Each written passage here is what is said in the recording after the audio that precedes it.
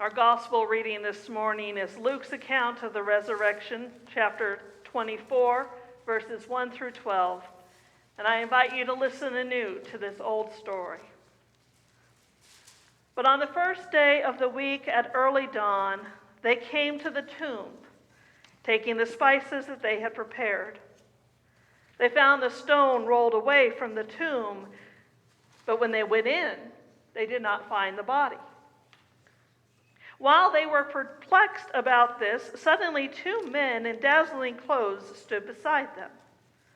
The women were terrified and bowed their faces to the ground, but the men said to them, "Why do you look for the living among the dead? He is not here, but has risen. Remember how he told you while he was still in Galilee, that the Son of Man must be handed over to sinners and be crucified, and on the third day rise again." Then they remembered his words, and returning from the tomb, they told all this to the 11 and to all the rest. Now it was Mary Magdalene, Joanna, Mary the mother of James, and the other women with them who told this to the apostles. But these words, Peter got up and ran to the tomb. Stooping and looking in, he saw the linen cloths by themselves. Then he went home, amazed at what had happened. This is the word of the Lord. Thanks be to God. Disney's Pixar movie Frozen was loosely based on Hans Christian Andersen's fairy tale, The Snow Queen. And I do mean loosely based. Point. In the movie, the main characters are two sisters, Anya and Elsa. Elsa is the one who has the magical powers to create snow and ice to freeze things. And after her secret is discovered, Elsa flees to live alone in the mountains. Anya is determined to find her sister and bring her back to save the kingdom from the freezing weather that Elsa accidentally unleashed. And in a heated exchange between the two sisters, Elsa accidentally sends an ice shard into Anya's heart, slowly causing it to freeze. Now, Anya was being helped by a young man named Kristoff, and he takes her to his family because he says they know what to do. They know how to take care of this. And so they go to this glen in the mountains, and Kristoff begins to talk familiarly with the moss-covered stones that litter the ground. Now, this is a little bit startling to Anya and to Olaf, who's the snowman.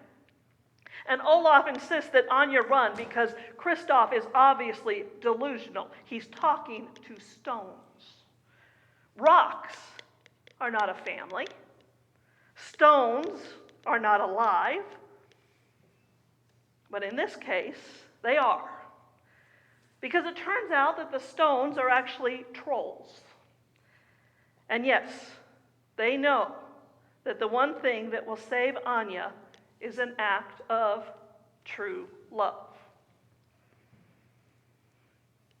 Supposed stones play a very vital role in that story. And stones play a vital role in Luke's account of the resurrection. Last week we ended Palm Sunday with Jesus' response to the Pharisees who asked that he tell his disciples to keep it down. And he tells them that if their voices were silenced, the very stones would shout. A reference, the first sign that something happened on that first Easter morning was the stone moved away from the tomb's entrance. Now, Luke does not have the women wondering how they're going to move the stone, but they probably were wondering this, because it's not an easy stone to move. And contrary to most depictions, the stone that covered the tomb's opening was probably not a round disc that could be rolled away. Most tombs of that time period were actually sealed with what looked like a cork-style stone, like a champagne cork, with a smaller section, of course, that fit into the hole, and then it widened out to cover the opening. Now, these types of stones were definitely not very easy to move, but they could be opened much in the same way you would open a champagne bottle, but with a lot more force and leverage. You basically would twist and turn to get it to open. So the stone could be rocked and rolled away. So this was not a stone that could have just shifted through, but this stone, this dead thing, with no agency of its own, has moved and declared to the world that something dramatic, something of extreme importance had happened. And when women enter the tomb, they discover it empty. And as they try to process what that means, these two men in dazzling clothes appear to make that proclamation. He is not here, but has risen. In the dark, cold, rock-enclosed tomb comes the good news. The one they believed to be their salvation, the one they proclaimed to be king, the one who set them free from the things of the world that imprisoned them, has burst out of the tomb, shattering that final barrier that separated people from God in an amazing act of true love. The stone that covered the tomb's entrance is not the only stone that's important in Luke's version of the gospel. They ask the women a question. Why do you look for the living among the dead? They are surrounded by the dead, by the non-living. Not just because they're in a cemetery, but also because as they stand inside that tomb, they are literally surrounded by stone. These tombs were cut out of the side of the hills in and surrounding Jerusalem. There is no life in these places. And the resurrected Christ is not found in places where there is no life, because wherever he is, he brings life with him, showing again that even the stones can proclaim the gospel, that even stones can reveal life. In Luke's gospel, it is not just humanity and its ways that are turned upside down, but it is the whole of the cosmos.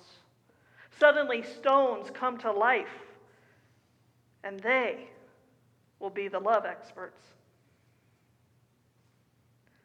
Like the women that day, we look for the living among the dead. We wander through a glen littered with moss-covered rocks of our past, reading the names of failures and disappointments that are carved into those stones, and letting our hearts harden. We don't want to hope anymore. We've been hurt too many times, burned or frozen. We don't want to open ourselves up to life because we've been let down before. Let down by others, but also let down by ourselves. And in a time when despair, futility, and apathy overwhelm us, as we face cruelty and callousness, can we dare hope? Can we just not remember what Jesus said would happen? What the women proclaimed to the grieving, disbelieving disciples, but remember what it meant for all time, for all of creation, even for us?